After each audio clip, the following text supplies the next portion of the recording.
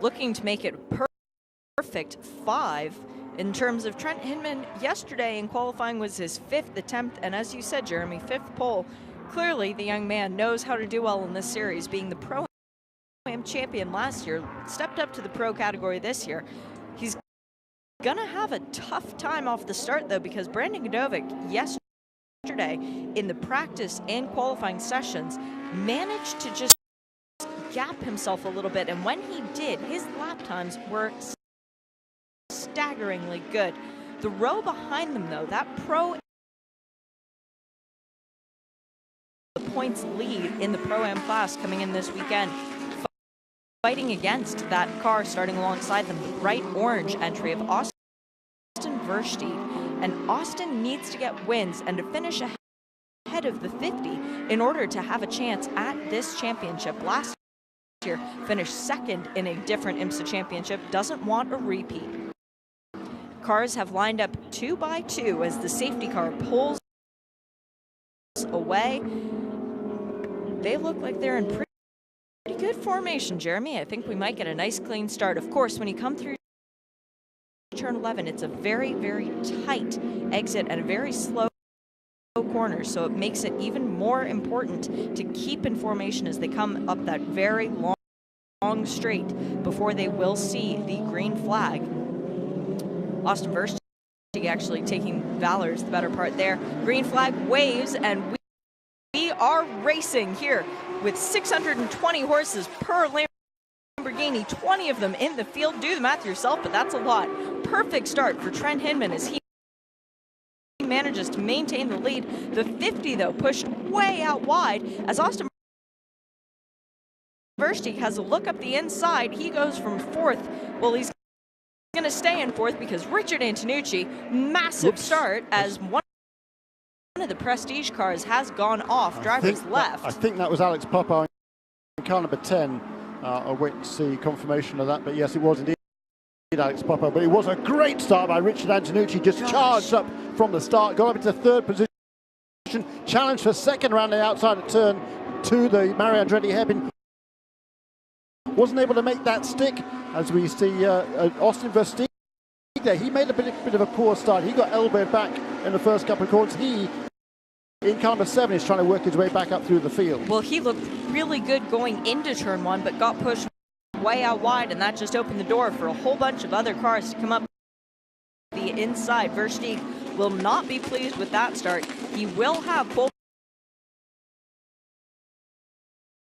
from 3rd to about 7th. He got bogged down a little bit by Brandon Godovic, who got stood up on the corner by our leader, Trent Hinman, which was what allowed Antonucci to come up and just charge through on the outside lane, completely unabated by his progress. Nobody in front of him, but Popov maybe dropping 2 right wheels off the right side of the track as Peter Aronson goes for a spin, and the number 81 manages to get it back on the tarmac, though. Should have a lot of space ahead of him to continue running. Our first lap through, the fastest sector times were set by that number 1 car, so Trent Hinman putting his head down and trying to run away from everybody else further back in the field, including Yuki Hirata, who was our AM pole sitter for the race today, Jeremy, in the number 55. But Yuki has come on so strong this weekend at Mazda Raceway Laguna Seca. Been a revelation for him. He's had a good first season, his first season of professional racing. Entered in the AM class instead of LB Cup, but the qualifying yesterday within a second of the pro pole sitter. Yeah. Going into turn 11, clean pass there by Austin Versteeg. That moves him up into the 6th position. So for Versteeg, he's got quite a bit of ground still to make up, a lot of cars to try and get around. The next target that he will be acquiring is in class. That number 34 car, Change Racing. It's D. Bryce Miller behind the wheel, and he has had a good season as well. Still looking for more wins, though. He got 1 out of the way earlier on this season. But for D. Bryce Miller, it's trophies that he's after. Yeah, and he's another guy who's pretty local here from Costa Mesa, California, Southern California, but 5 or 6 hour drive up here to Mazda Raceway. But he's certainly a guy who has some experience with this track and looking to take advantage of that this weekend. Trent Hinman, Brandon Godovic, Richard Antonucci, 1.2 seconds separating the latter two. It's 1.5 second gap for Trent Hinman, though, doing exactly what he needs to. We've had 4 minutes of this race elapsed so far, and when we get to that 30-minute mark, where we've had between 20 and 30 minutes of racing, a mandatory pit stop must take place. How does that happen? Well, it's to keep everything even, because some cars have one driver, and like our leader, some cars have two. A lot of water spraying out the exhaust of that number 1, though, as he came through turn 11, Jeremy. I didn't notice that the last time through, but for the Prestige Performance team, that is something they're going to want to keep an eye on. Yeah, it is, isn't it? Because you don't want to be losing too much fluid around here. Maybe just a bit of overflow in the early stages of this race. Doesn't seem to be anything spraying out there, but a good first few laps there for Trent Hinman. That's a new fastest lap on this time around, 124.9 on this lap for our race leader Trent Hinman. The lap record here is 124.8 set back in 2015. Brian Thienes spinning out because he is interested in the AM Championship. Right now, he comes into this weekend 7 points back on Yuki Hirata. But as we've seen from Yuki Hirata so far this weekend, it's going to take a lot to try and beat him at this circuit. Slipping back in third place is Richard Antonucci, coming under increasing pressure now from his long-time buddy Eduardo Piscopo. Those two both brought up, or both live in Italy. Most of their lives. Piscopo is fully Italian. Richard Antonucci is American-Italian, but both now based over here again. And Piscopo actually runs the Lamborghini dealership in Beverly Hills, which of course is the team that he is representing this weekend. There's a dealer championship, there's a team championship, currently being led by the Paramus dealership and the Prestige Performance teams respectively. Well, when you're representing yourself, there's really nothing else that you can go out there and win for. No better incentive than for the 9 to 5. Somebody who's trying, Paul Terry, more broken with that 62 car than we can see from the current angle. There's a lot of steam coming out of the same portal on the car as we saw from the Trent Hinman number 1 machine. So maybe this is a common issue that we're going to have to keep an eye on here at Mazda Raceway Laguna Seca. Trent Hinman, our leader, but Austin Versteeg, the fastest guy on track the last time around through sector 2. He went purple, which means he set the overall best time. He's clearly on a mission to redeem himself from what happened on that first lap. He has a lot of ground to make up, though. Still, he is still a second and a half behind Piscopo, but Trent Hinman running a really nice pace at the front of Hughes, extended that gap by another second on that last lap. Now it's over 3.5 seconds from first to second place. Yeah, I was just looking at the timing screen to see if Paul Terry had made it out of sector 1. He has not. He has come to a stop just beyond turn 2, the Andretti hairpin, and he is facing nose in toward the wall. Now there is a cutout there where the number 88 has a bit of bodywork flapping around, Jeremy. The Mark Proto Paris Mullins combination Lamborghini.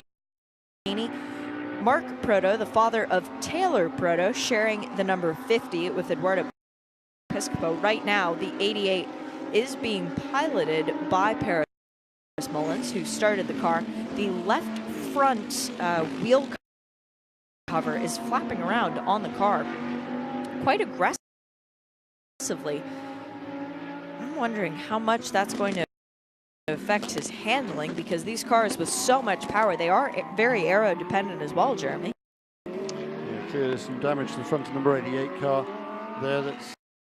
He's come into contact with somebody, hasn't he? And I think the lap time's just trailing off a little bit. We've seen all weekend at tyre degradation. There's a big spin. And off into the gravel at turn 9 and stuck is Ryan Hardwick, our LB Cup class.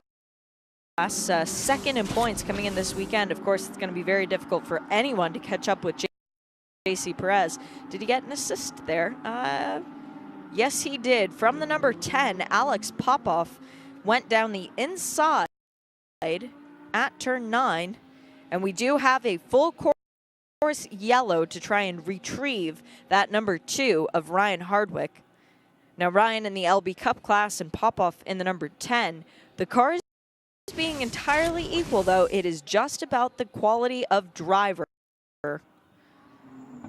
for Ryan Hardwick. First year in racing, co-owner of Mountain Motorsports Georgia as the number 3. Josh West goes off in a big way as well. There's a lot of dirt being kicked off of the back of that car as gravel comes out as well. That was turn 1, was that not? Or turn 2? Yeah, we've had a bunch of spinners in this race, and I was talking to one of the drivers before the start. He reckons there was going to be was fastest of all the LB Cup contenders, and did a really excellent job. Unfortunately, his race has come to an early conclusion right now, but certainly shown good speed this weekend. But Richard Antonucci's car, one of the cars sounded a bit off as it came past our booth here. Difficult to say which one it was, but judging by the pace that Antonucci has shown the last couple of laps, he was dropping back a little bit from Brandon Godovic. I think the problem might be Antonucci's. And for Antonucci, as Ross West is smoking quite badly. It was not just smoke coming out of the car from dirt and dust from that runoff at turn 2. That looks quite severe. That might be a tire rub from the right front. Actually, just given where the smoke is billowing out, I don't think that's any sort of an engine issue. But that is a lot of white smoke coming out of that car. Yeah, it must be a right front, because as he went through the right-hander at turn 9, it got much more severe. Not a good day so far, Jeremy, for the black and yellow highlighted Lamborghinis, because the reason we're under caution, the number 2 of Ryan Hardwick going off, and now the number 3 having a very serious issue. That one is making its way back into the pit lane, the number 2 still needing to be retrieved. As, oh yes, there is no Pirelli on the right front anymore of the number 3. And maybe, just maybe, it got wedged up in a place where it should not be. The crew will go to work on it. Hopefully get Ross West back out onto the track before too much longer. Our LB Cup had a Brandon Godovic, though. And as you say, Richard Antonucci back in 3rd. He'll be grateful for this caution. Gives him a chance to perhaps cool things down and take a quick overview of what the car is doing. Who'll be grateful for the caution? Antonucci. Yes, except for the fact I think his engine has gone off song, so that's not going to help him, because it's going to bring everybody closer again. Even with the problem, he was a little bit. He wasn't under intense pressure from cars behind, but now he will be. Antonucci is showing is in the pits. Yeah, There's a blue P next to his name, which will move up in the standings. Eduardo Piscopo and Austin Versti now both being reflected in that. So all of a sudden, we have Eduardo Piscopo in that number 50, a driver who is very familiar with the way that these cars handle, being the Huracan GT3 test driver. He's now sitting in a position that perhaps he didn't foresee himself being in so early on. Well, he'd lost the place at the start, so he was anxious to get it back. He'd lost the position to his good buddy Antonucci, so he was trying to get past him. He hadn't been able to find a way past, but now at least will be back on terms again with the leaders, having had Antonucci pull into the pit lane. So that's now going to give him an opportunity to go after the two leaders. Ryan Hardwick has been extracted from the gravel just outside of turn 9, as we can now see Richard Antonucci, yes, stationary on the pit lane. His headlights are still illuminated and flashing, so they've not yet turned off the car. They've not decided that it's day done because Antonucci's staying behind the wheel. But for Ryan Hardwick, he's been pulled out. He does have a right rear tire issue that will need to be rectified before and if he can be sent back out to continue the race. For Ryan Hardwick, it's been a very up and down season so far. He's got a couple of 4th place finishes, a 6th, and then he's got these 3 wins in 2 seconds. So he knows what it's like to drink the champagne and go to the top step of the podium.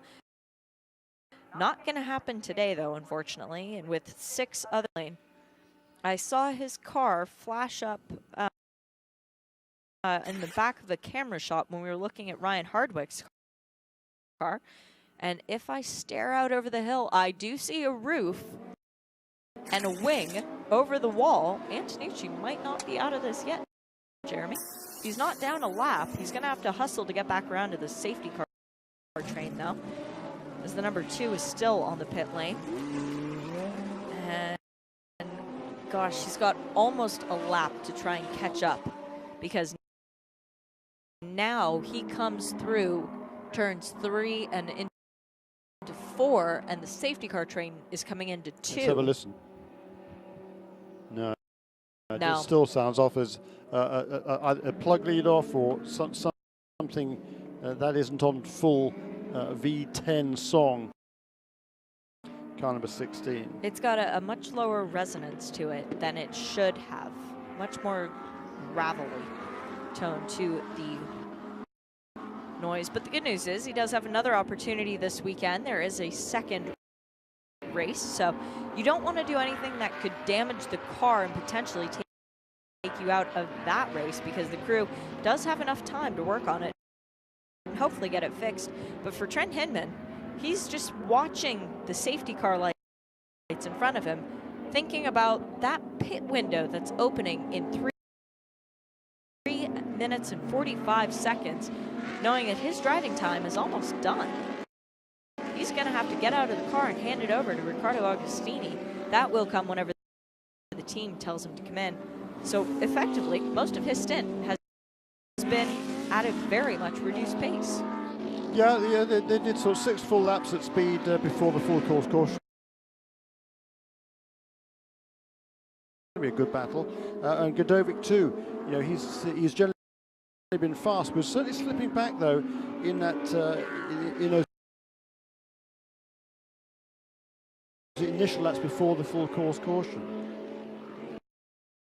Because Antonucci, so he's still running on, but it doesn't sound quite right. No, it doesn't. He hasn't been able to catch up to the field. We're going to go green this time by, so the Lamborghini Huracan safety car carrying the colours of the World Finals, which will be at Imola in Italy at the end of October, pulling into the pit lane, and that'll leave the way clear for Trent Hinman to bring the field back to the green flag. I will say it on behalf of John Hindhaugh. We are available that weekend for Imola.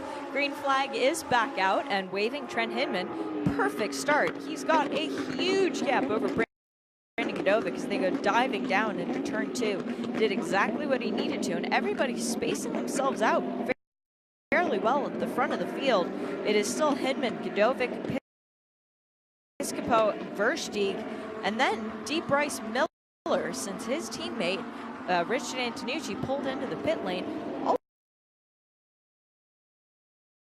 by a minimum pit time. The drivers, once they enter the pit lane, if there is only one driver to a car, must be there for 87 seconds before they cross the pit exit line. If there are 2 drivers to a car, it's an 84-second time, so a 3-second advantage time-wise for 2 driver cars.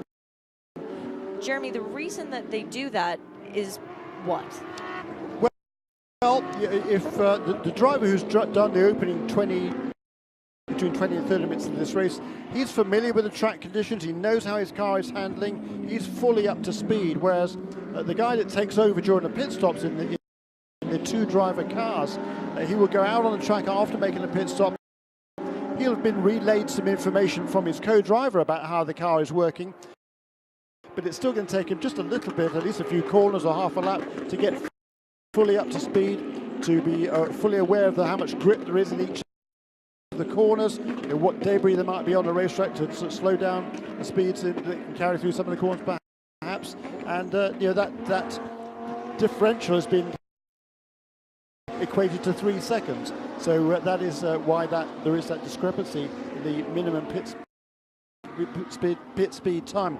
The number 16 car for Antonucci, by the way, is still struggling. It's not up to full speed at all, and that's disastrous for his championship aspirations. He came in here just 11 points behind Trent Hinman and Riccardo Agostini, but he's going to lose a lot of ground here, even if he can finish this race. Ryan Hardwick entered the pit lane. The pit window, by the way, still not open for another 15 seconds. Came into the pit lane, did not go to his pit box, but he went to the naughty step, the penalty box. Is being held there, has been there for about 30 seconds so far. I'd imagine it'll be there for another 30. So this must mean that Ryan Hardwick was deemed at fault for that contact with the number 10 of Alex Popov, which ultimately resulted in Hardwick being shoved off into the gravel on the outside of turn 9, causing a caution, causing the field to group back up together. In other words, eliminating race time for us, Jeremy. Yeah, and certainly not what Ryan Hardwick wanted, so it'll be frustrating for him, but he's got to take his medicine if indeed he was responsible for that incident. Eduardo Piscopo is trying to make hay while the sun is shining because his time driving will elapse within the next 9.5 minutes. The number 8 going to go back out. This is not towel in for Antonucci by any stretch of the imagination. The number 1 Trent Hinman continues around now. His best lap time of the day, about half a second off of the pole time that he set yesterday, though. Still 0.6 better than what anybody else has been able to do across the field. So Trent Hinman, again, very, very quick as he dives off to driver's left. He will be entering the pit lane this time by, which means that we will have a new leader. Brandon Godovic will lead once he crosses the start-finish line under that Mazda Raceway Laguna Seca bridge. Trent Hinman handing over to Riccardo Agostini. And Godovic, Piscopo, and Austin Versti nose to tail. For Piscopo, though, this is a more important time because he's handing over to a driver with significantly less experience than him. So for Piscopo, if he wants to grab the lead of the race, he needs to do it now before he gives the AM control of the car. Yeah, that's certainly true. And the leaders now, 3 of them absolutely nose to tail. A good battle heading towards turn 5. And the car directly ahead of them is Emmanuel Anassis in car number 18, who has just made, and as you were saying, was the first driver to make his scheduled mandatory pit stop in this race. 4 cars in the pit lane right now. The 1, Trent Hinman, the 57 of Pippo. There goes Riccardo Agostini as he gets a little bit of wheel spin. Their pit box for Prestige Performance is on the up slant of the pit lane, so it's actually a little bit more difficult to get things started when you're rolling backwards. Anybody who drives a stick shift car in any place hilly knows exactly what I'm talking about. It's the 57. Does exactly that, rolling backwards about 2 feet before managing to engage the clutch, get it in gear, and go in the forward direction.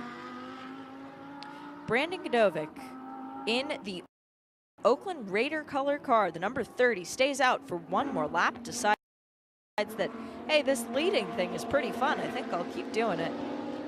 6.5 minutes left in the pit window. That's plenty of time. They've got 3 more laps before they can decide to peel off, come in, maybe 4, depending on the pace.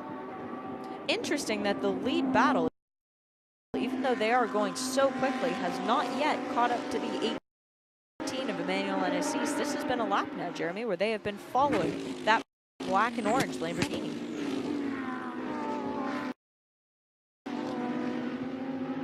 Austin Versteeg is so hungry. Back there in third, he's managed to allow this leading trio through. Versteeg dives into the pit lane. Piscopo and Godovic stay out for one more lap.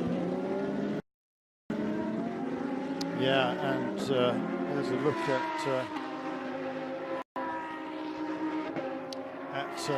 the car of Eduardo Piscopo trying to make a move on Brandon Godovic. These two leaders staying out there and running really, absolutely no to tell. They're going to hope here that that number 55 car, Yuki Hirata, has just made this pit stop. A pit stop here looks like it takes just under 1 lap. So the question, the key now is to have a clear traffic. But after that pit stop, car number 1 is out and running at full speed and a long, long way ahead of these other of the other guys who have made pit stops. Well, the pit stop for a 2-driver car is just under 1 lap by 3 seconds. The rate that they're running right now, pit stop for a 1-driver car, is 87 seconds, which is how long these laps are taking. So it's a very interesting game. And also, there's no one to stop you from going whenever you want. But if you leave even a fraction of a second too soon, and we've seen this in the past, you will get penalized. Well, yeah, and we saw that at the last race in at VIR, where the overall appeared to be race winner, Austin Versteeg, was pinged for a too short of a pit stop. He got a 1-second penalty, and that was enough to move him back to second place overall. He still won the Pro-Am class, but he lost the overall victory. Brandon Godovic dives into the pit lane, and Eduardo Piscopo stays out. So the 50 is now our race leader on this pit stop cycle. Versteeg comes back out of the pit lane. I can see his car exiting very clearly because it is so bright, as Godovic hits his marks and will just sit in the car. Chance to breathe, maybe loosen the belt a little bit, not too much though. Take a sip of water if the crew is that nice to you to pass over a water bottle. Otherwise, you're back out before you even notice. That 50 car though, you've got to think about Taylor Proto standing on the pit wall, just waiting and wishing that his turn will come as soon as it possibly can.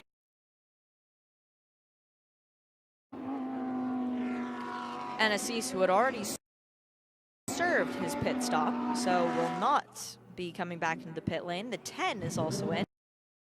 That is Cameron Castles, having just taken over from Alex Popoff, the Canadian who's from Alberta. Considers this his home track. Coldstream, BC. Oh, could be. So. The number 50 is in the pit lane, Eduardo Piscopo. D. Bryce Miller stayed out on track, so now the 34 is our race leader. Oh no, he came in the pits as well. The 17 is showing is still out, so Brian Thenis could...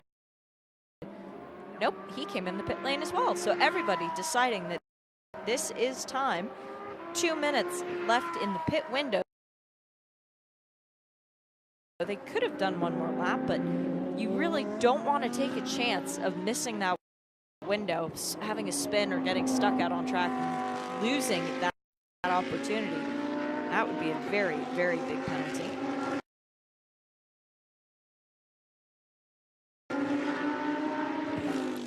Brandon Godovic right now is the car that we should be just cognizant of, because where he cycles back out versus where Riccardo Agostini in the number 1, the championship leading pro category car, that's the battle that should be relevant. Yeah, and I think Godovic actually came out of the pit lane just ahead of the number 1 car of Agostini, but as he was getting the tyres up to speed, the number 1 car went past again. But he doesn't have a big lead, and right behind him as well, in car number 7, is Austin Versteeg, as you say. Oh, the 16 is back in the pit lane, and this does not look good, Jeremy. No. Yuki Hirata is looking at the back of Cameron Castle's car as the two of them cycle back through. Okay, let's see. The 10 is on the back of the 34, who is D. Bryce Miller, who is very close behind. Now, who is that? Just ahead of them. That would be a car of lower positioning, I believe. Yes.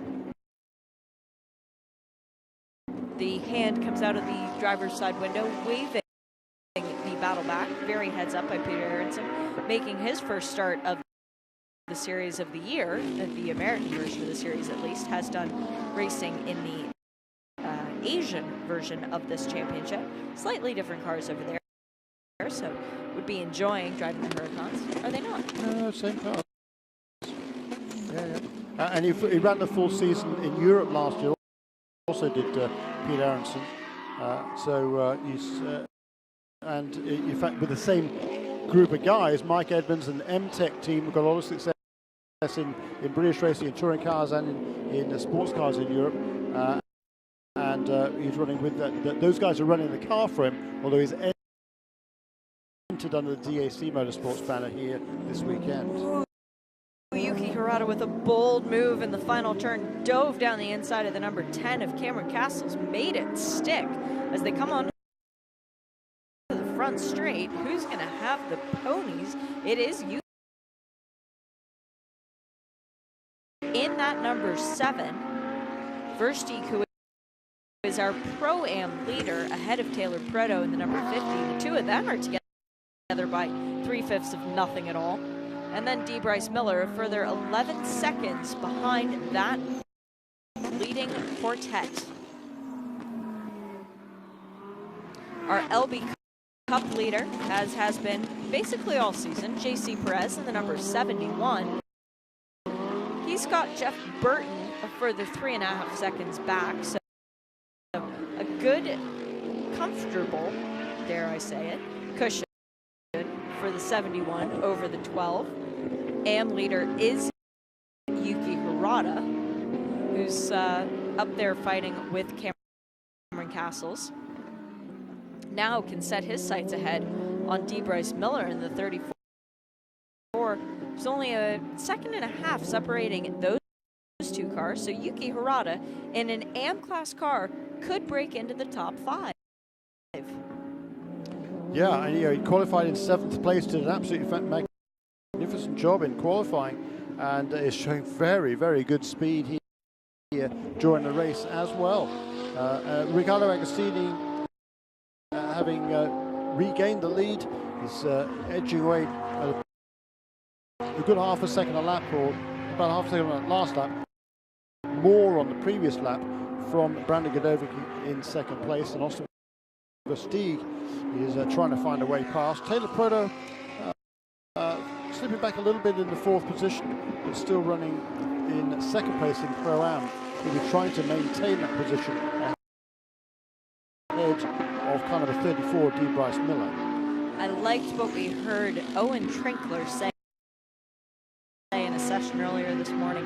Even when you're first, drive like you're in 2nd. That's what Riccardo Agostini is doing, putting in quicker lap times each time through, bettering what he has done and trying to keep the foot on the jugular. Jeff Burton in the number 12 has made it onto the pit lane. Riccardo Agostini's gap, which is now up to 6.7 seconds remains that safe. Brandon Godovic not feeling safe, though, under an immense amount of pressure. And in fact, Austin Versteeg has gotten around. So now Versteeg can put his head down. He's got 16 minutes, just over, trying to catch up to the leader. While I think it would take quite a lot or a mistake from Ricardo Agostini for that to happen, Versteeg now can look ahead, see no cars in front of him, and push like mad. Taylor Proto driving around, he's not a threat to Godovic. No, he's falling back from Godovic and toward the clutch of D. Bryce Miller, but D. Bryce Miller has still got about 6 seconds lead to make up on the car of Taylor Proto if he's to take away second position in that category. Yuki Harada's move on the number 10, even more impressive, considering that second in the AMP category is only separated by himself and the number 10. That move from, Austin Versteeg, when he made the pass on Brandon Godovic, drove very deep into turn 2 and sort of pushed the 30 out wide a little bit. There was a bit of doorstepping, almost. It was an aggressive move.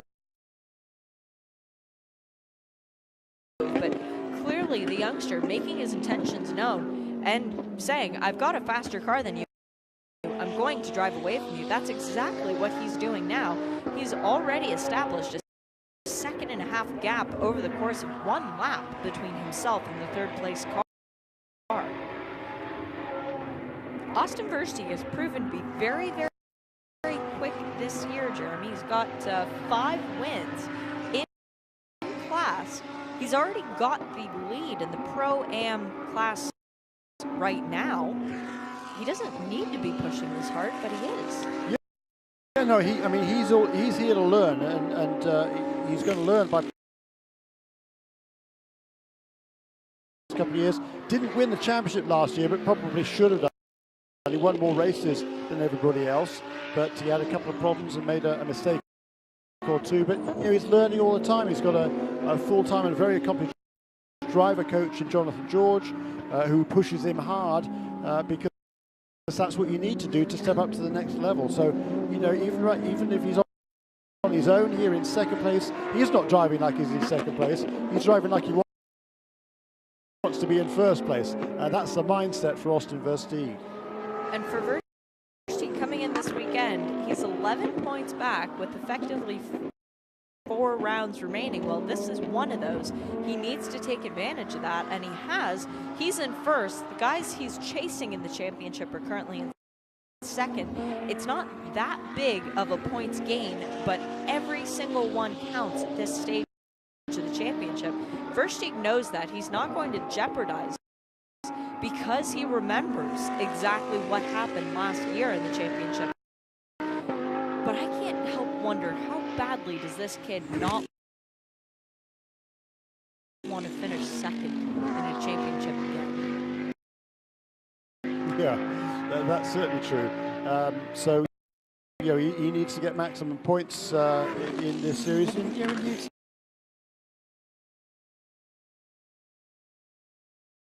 Because he is a very heads-up young driver.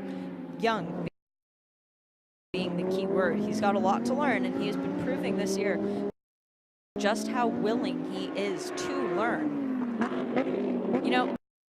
For Versteeg, though, we're talking about the people he's chasing in the championship, the 50, and the last time Taylor Proto came by our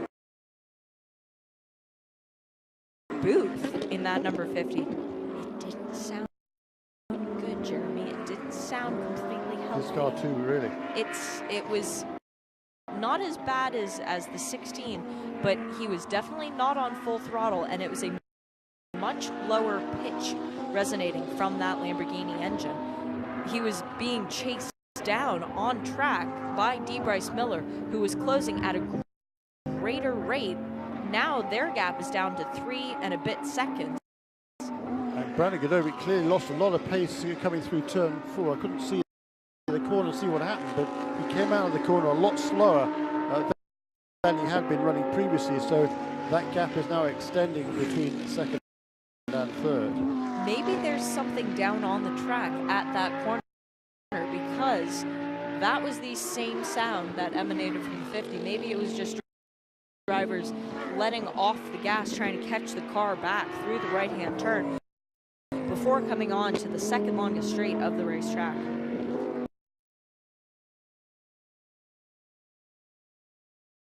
Looking good for him at this stage. He's cut his pace back on that last lap by half a second or more, and same on this lap as well. 1 minute 26.7 on this lap. He was lapping pretty consistently in a very low 26s or even high 25s, which at this stage in the race is a really good pace, but I'm sure he's been implored by his Prestige Performance team. Look, you don't need to push any harder than this, just maintain a good steady pace and we'll have another win in the books. Cameron Castles has caught back up to Yuki Hirata. Hirata made that pass, what was that, 5-6 laps ago at turn 11. All of a sudden sees that Prestige Performance beast in his rearview mirrors again. Maybe Hirata has used up a little bit too much of his tires early on, and the 10 has been just waiting patiently.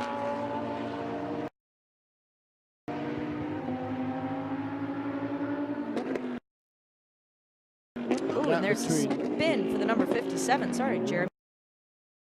As the wheel has come off.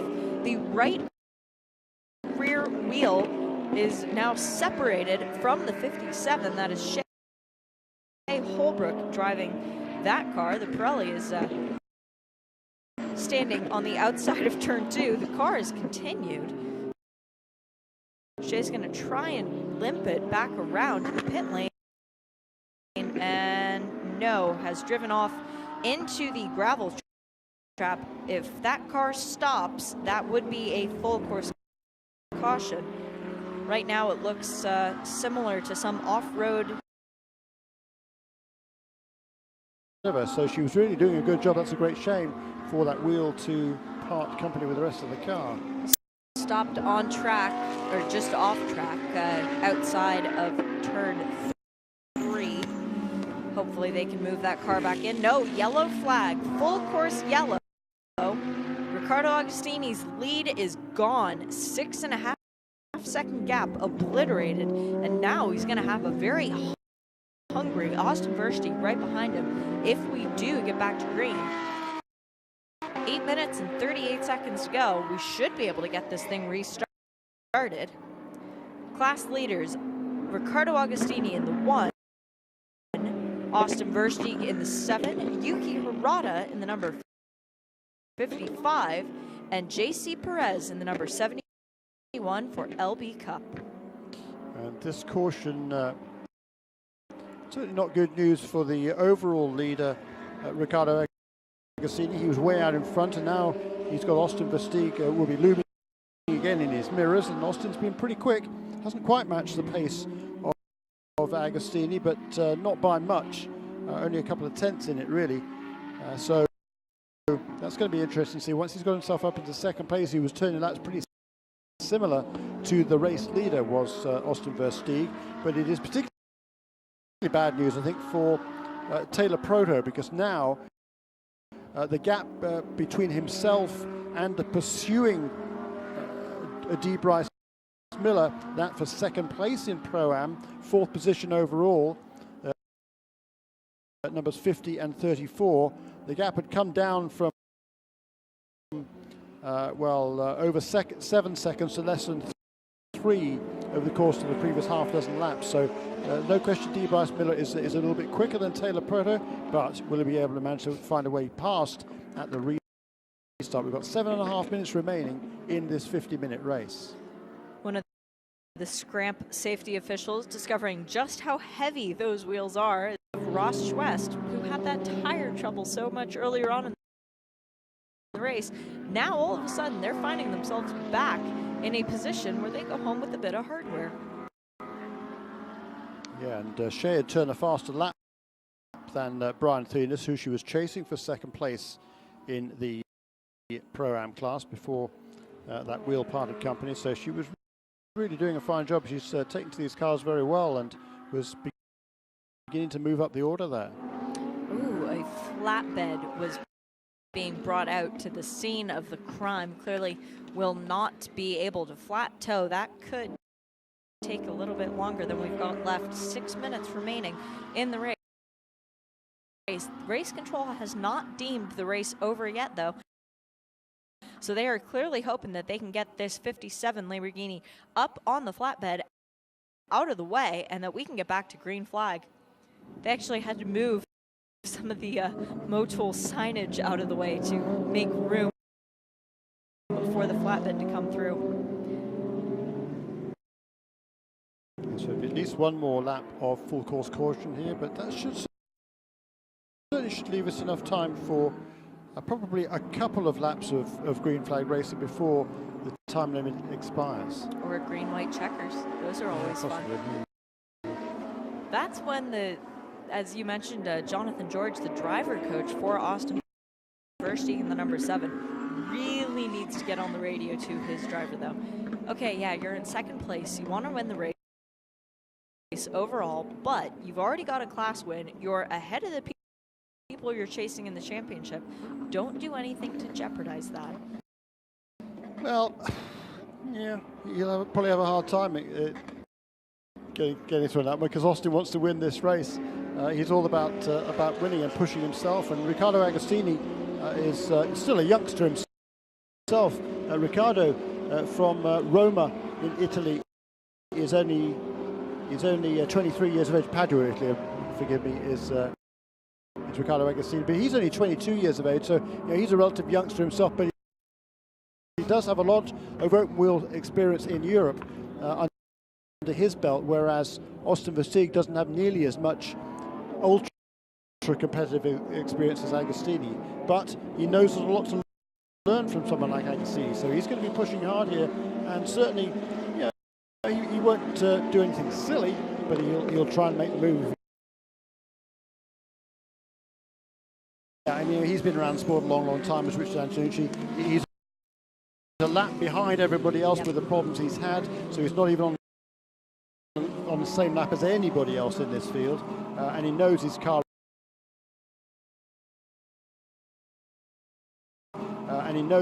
is hobbled, so there's no point, and quite frankly, actually, I'm surprised he's going to finish the race, because as long as you've completed 70% of the distance, you'll score the points for where you finish, and with only time now for probably a couple of laps at the restart. And the lights off? No, the lights are still on the safety car, so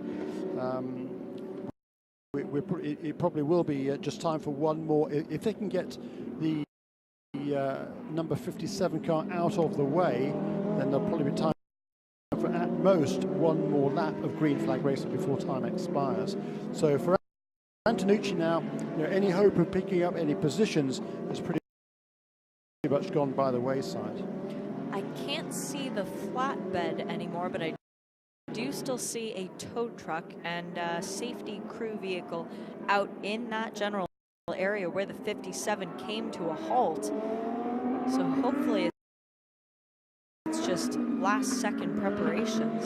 Of course, the flatbed could be directly behind the tree that is just sort of in that perfect position. That car, it hasn't come off yet. That's impressive. Yeah, it's certainly well made, the Lamborghini, isn't it? And it's well affixed to the car. Bent it might be, but going anywhere it ain't. And you'll be hoping that remains that way for the end of this race. Clearly some contact made in the very early stages, I think, when Paris Mullins was responsible for the driving chores at that stage. But good experience here for Mark, the father of Taylor Proto, and if he can bring that car home to the finish, he's a lap off the ultimate pace, but he is still in the what position is he in the class?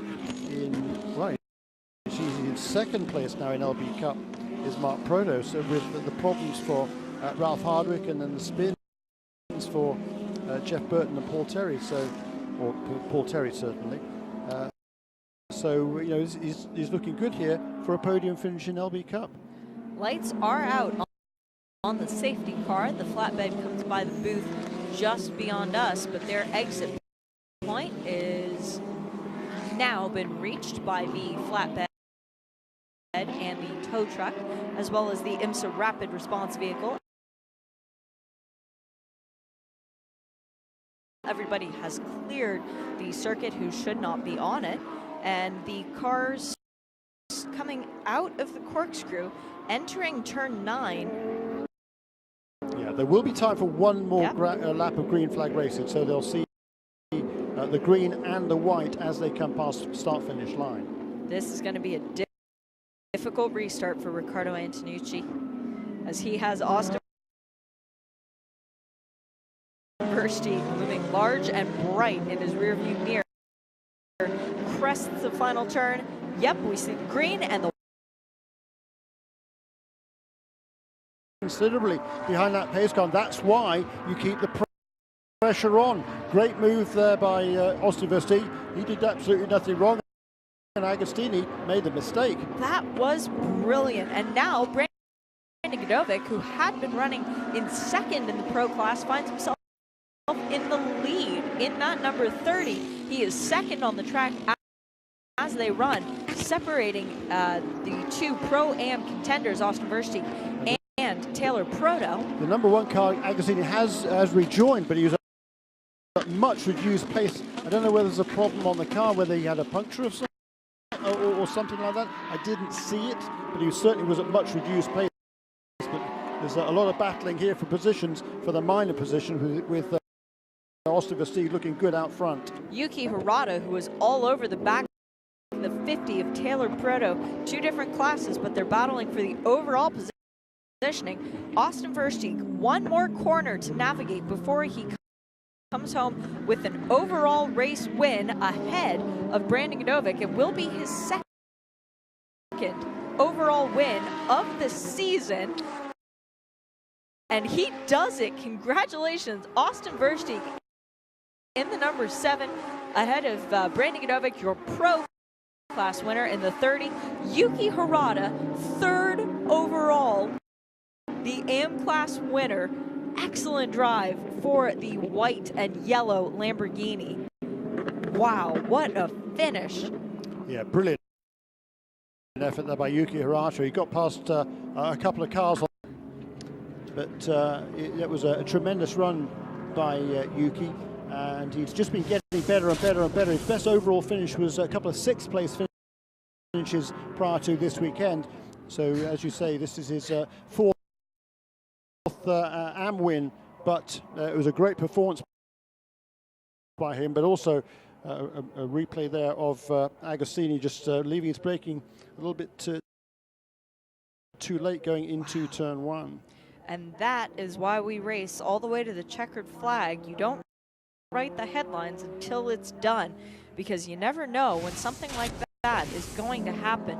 Antonucci does not finish in points contention ahead of our championship leaders coming in this weekend. So even with Agostini's mistake, he and Trent Hinman still maintain the lead in that championship. For Yuki Hirata, came in with the AM points lead, further extends that from this race.